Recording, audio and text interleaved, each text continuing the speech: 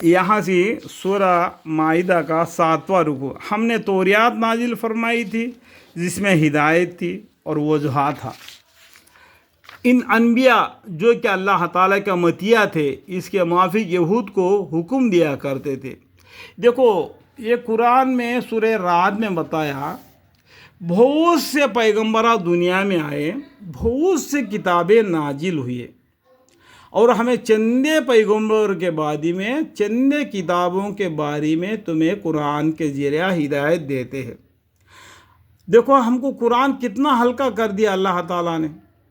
1,24,000 पैगम्बरों का किस्सा अगर इस कुरान में होता और जितने किताबें आसमानी नाजिल हुए उन सब के बारे में इतने लिखा होता तो ये कुरान कितना बड़ा होता।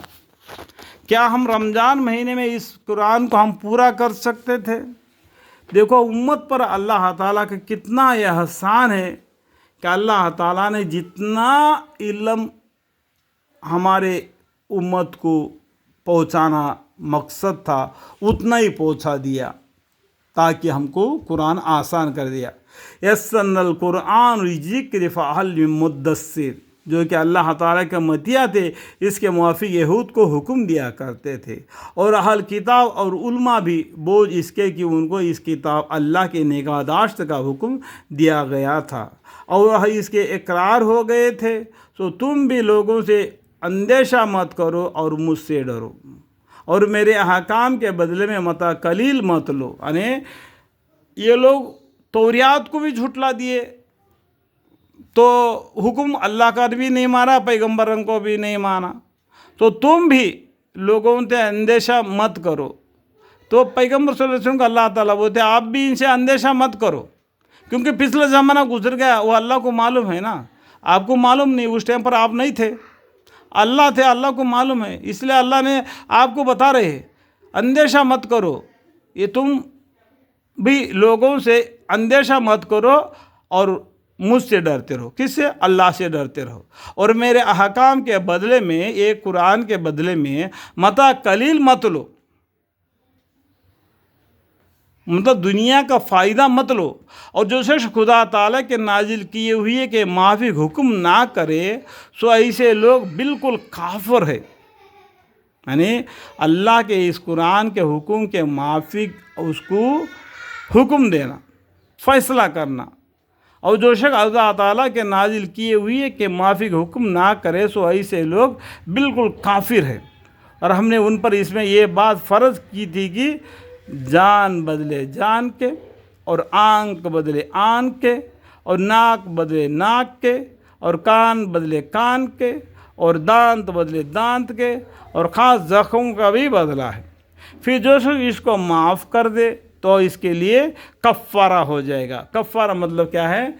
इस गुनाह से बचने के लिए कुछ कफ़ारा दे डालो। उस टाइम जो बड़े लोग, बुज़ुर्ग लोग बताएंगे, उस तरीके से उसका कफ़ारा हो जाएगा।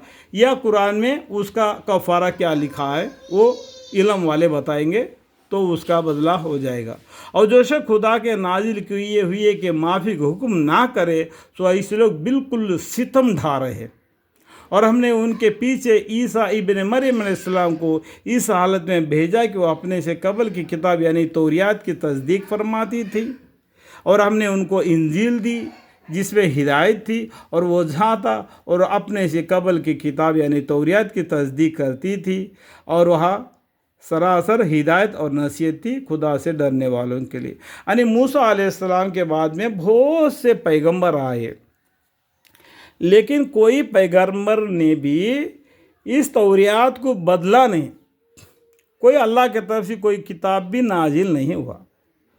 जब ईसा इब्न मरियम अलैहिस्सलाम ने दुनिया में आए तो उन्होंने कुछ दिन तौरात पर रहे, लेकिन जब इनके ऊपर इंजील नाजिल हो गया तो बोले कि आप तौरात को रहने दो, अब आप अल्लाह का हुक्म इंजील है इसको मानो, इसके ऊपर ईमान लाओ, इसके माफिक तुम फैसला करो। और वहाँ सरासर हिदायत और नसीहत थी खुदा से डरने वालों के लिए। اور انجیل والوں کو چاہیے کہ اللہ تعالیٰ نے جو کچھ اس میں نازل فرمایا ہے اس کے موافق حکم کیا کرے، اور جو شخص خدا تعالیٰ کے نازل کیے ہوئے کے موافق حکم نہ کرے تو ایسے لوگ بالکل بے حکمی کرنے والے ہیں۔ ہم نے ایک کتاب آپ کے پاس بھیجی ہے جو خود بھی صادق کے ساتھ موصوف ہے، اور اس سے پہلے جو کتابیں ہیں ان کے تصدیق کرتی ہے، اور ان کتابوں کی محافظ ہے، تو ان کے باہم معاملات میں اس بھیجی ہوئی کتاب کے موافق فیصلہ فرمایا کیجیے، اور یہ جو کچھ کتاب آپ کو ملی ہے اس سے دور ہو کر ان کے خواہش پر عمل نہ کیجیے۔ تم میں سے ہر ایک کے لیے ہم نے خاص شریعت اور خاص طریقہ تجویز کی تھی، اور اگر اللہ تعالیٰ کو منظور ہوتا تو تم سب کو ایک ہی امت کر دیتے، لیکن ایسا نہیں کیا تاکہ جو دین تم کو دیا ہے اس میں تم سب کا امتحان فرمائے، تو مفید باتوں کی طرف دوڑو۔ تم سب کو خدائی کے پاس جانا ہے، پھر تم سب کو جتلا دیں گا جس میں تم اختلاف کیا کرتے تھے۔ دیکھو، موسیٰ علیہ السلام کے بعد میں عیسیٰ علیہ السلام نے آ کے کیا کیا، توریات کو ابھی رہنے دو اور انجیل پر چلو۔ تو اس ٹائم پر توریات پر ایمان لائے ہوئے یہودی نے بولے، یہ دیکھو کل کا لڑکا آ کے بولتا ہے کہ یہ توریات کو چھوڑو اور انجیل پر ایمان لاؤ۔ موسیٰ علیہ السلام تو اللہ سے بات کیے، اتنے بڑے پیغمبر ہے، اس کے بعد میں بہت سے پیغمبر آئے، کسی نے بھی یہ بات نہیں کہی کہ توریات کو بدلو۔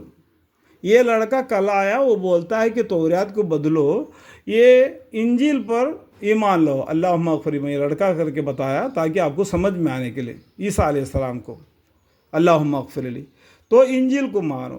تو اس میں کیا کیا، اور عیسیٰ علیہ السلام پر وہ لوگ ان کو مارنے کا قصد کیا۔ ان لوگوں نے ایک تدبیر کی، جیسا کہ عیسیٰ علیہ السلام کو قتل کر ڈالے۔ اللہ نے بھی تدبیر کی، سب سے اچھا تدبیر اللہ کا ہے۔ اللہ تعالیٰ نے عیسیٰ علیہ السلام کو آسمان پر اٹھا لیا، اور یہ دنیا میں یہ لوگ دوسرے کو قتل کر کے وہ عیسیٰ سمجھ کر اس کو عبادت کرتے ہیں، نہ کہ یہ لوگ نہ عیسیٰ علیہ السلام کو قتل کیا، نہ سولی پر چڑھا دیا، لیکن اللہ تعالیٰ نے ان کو آسمان پر اٹھا لیا۔ ان کو یہ استوا ہو گیا، کل قیامت کے دن تو دجال نکلے گا، اس کو ختم کرنے کے لیے عیسیٰ علیہ السلام آسمان پوشی آئیں گے، دو فرشتوں کے کاندھے پر بیٹھ کر، اور جنگ ہوگا، دجال کو ماریں گے۔ کچھ دن جتنا زندگی ان کو اللہ نے دنیا میں دیا، کلمہ پڑھ کے، لا الہ الا اللہ محمد رسول اللہ صلی اللہ علیہ وسلم پڑھ کے، وہ اپنا زندگی یہ امت میں رہ کر بشر کریں گے اور پردہ لیں گے۔ اس کے بعد میں دنیا بگڑ جائے گی۔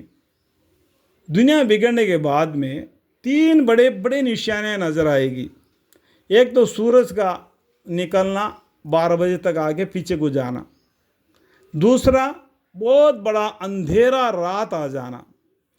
تیسرا، زمین میں سے ایک عجیب جانور پیدا ہوگا، وہ موسیٰ علیہ السلام کے لاٹھی سے کافر کو کافر کر کے لکھے گا، اور سلیمان علیہ السلام کے انگوٹھی سے ان کا پیشانی پر نیکی کا تو نیکی لکھ کے، وہ یہ پورا دنیا میں جتنے لوگ ہیں سب کے نشانی پر بہت جلدی سے لکھ کے وہ غائب ہو جائے گا۔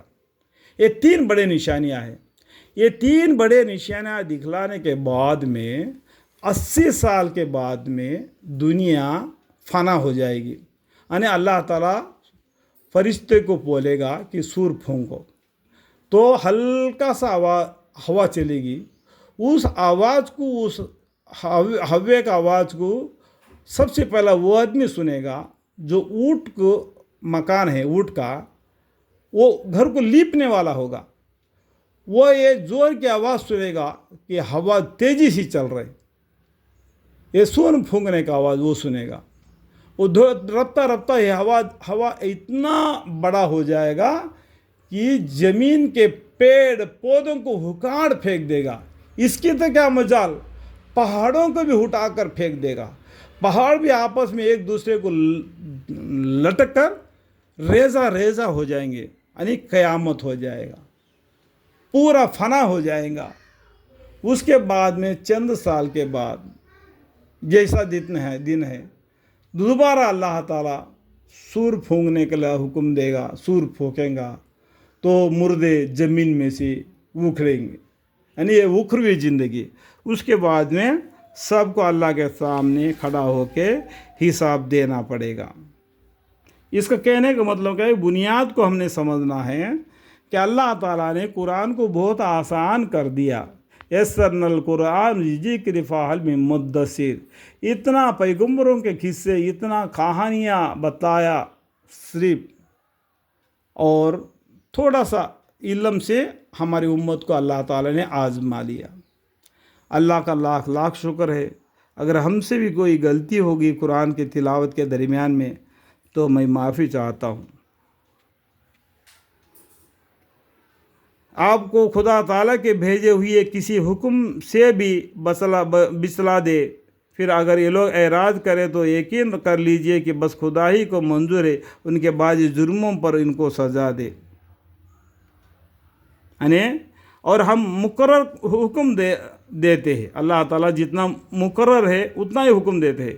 آپ ان کے باہم معاملات میں اس بھیجی ہوئی کتاب کے موافق فیصلہ فرمائیے، یعنی اس قرآن کے موافق فیصلہ فرمائیے، اور ان کے خواہشوں پر عمل درآمد نہ کیجیے. کوئی پیسے والا بولتا ہے تم اس طریقے سے قبلو، وہ غریب آدمی ہے.